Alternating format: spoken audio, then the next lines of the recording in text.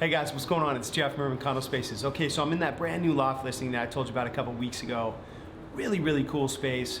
2.5 stories, private deck, big views of the city, exposed brick, exposed timber beam ceilings. Really, really cool space. If you haven't checked that out, I'm gonna link to the video so you guys can have a look. It's exceptional, 1.75 million. But anyway, I'm sitting here because I want to tell you about a piece that I'm working on, an infographic that I built for you guys to check out.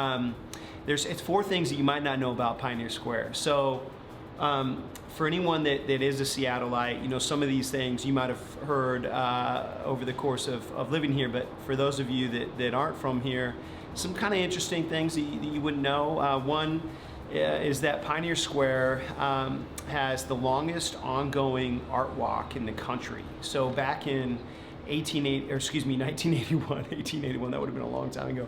So back in 1981, a bunch of galleries got together, the owners of those galleries, and said, you know what, how can we build a better sense of community? And how can we build an event once a month that would kind of get Seattleites and tourists and visitors involved in art, and to come see their space and come see some of their pieces of work. And so that's where this whole thing began. So it's called the First Thursday Art Walk. It starts at 5, I believe it ends at 8, and this has been ongoing since 1981. Very cool, and a really good opportunity if you are into the art scene to get connected with the Pioneer Square community, which is full of amazing, amazing galleries. More information there on pioneersquare.org, or you can check out our site, Urban Condo Spaces as well, the blog. So number 2, some of you guys that have visited Seattle before, you can see this kind of striking white building with kind of a peaked roof and a little observatory. That is Smith Tower. And at one point, Smith Tower was the highest skyscraper west of the Mississippi. It was built in 1914. And for those of you guys that don't know Smith Tower, it's worth a look. It has a 35th floor observatory, kind of a bar where you can go up, have a light bite, a beer, a glass of wine, whatever. And it has these 360-degree views of Seattle. It's very, very cool. It's been updated over the years. In fact, I want to say like 10, 12 years ago, they were actually considering condominiumizing it, where you could be a condo owner in the tower. Now it's there's office space, this observatory, and it's absolutely worth a look. And the Smith Tower is just kind of an icon in Pioneer Square. Been here for a really long time. Okay. Number 3, the third thing you might not know about Pioneer Square has a waterfall. It has a 22-foot waterfall. And I remember the first time I saw this, I had been living in Seattle for 8 years already, and I didn't even know it was there. And it's 219 2nd, I believe.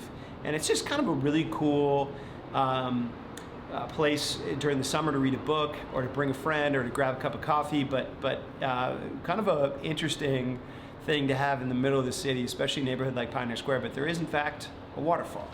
Okay, and then last, number 4 on the list. This is kind of an interesting one. Many of you guys already know this, but there is an underground tour of Seattle. Okay, so dating back to 1889, after the Great Seattle Fire, the city was built on the city. Okay, so it was built up off of what was originally just the tidelands.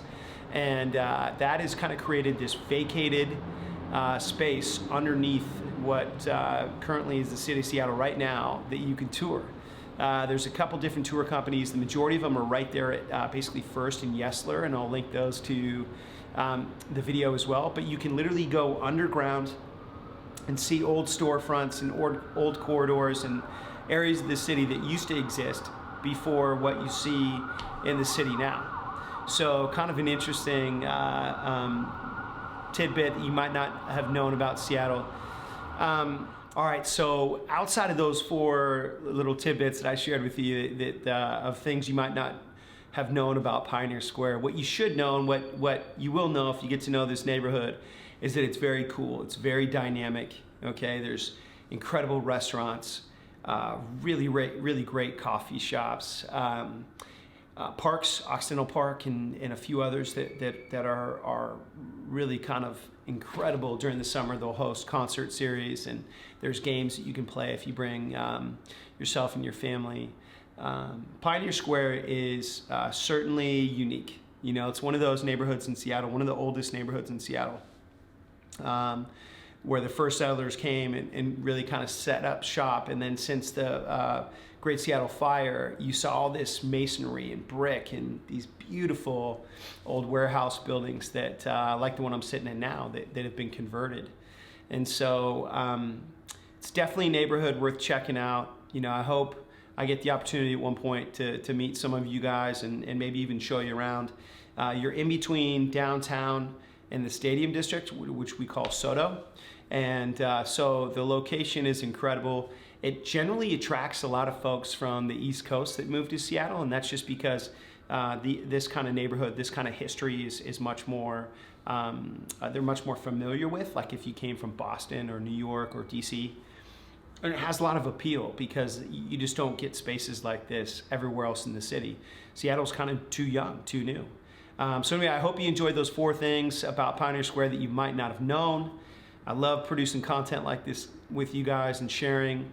If you got something out of it or if you have anything to share, leave a comment below. If you haven't subscribed to the channel, I would love to have you.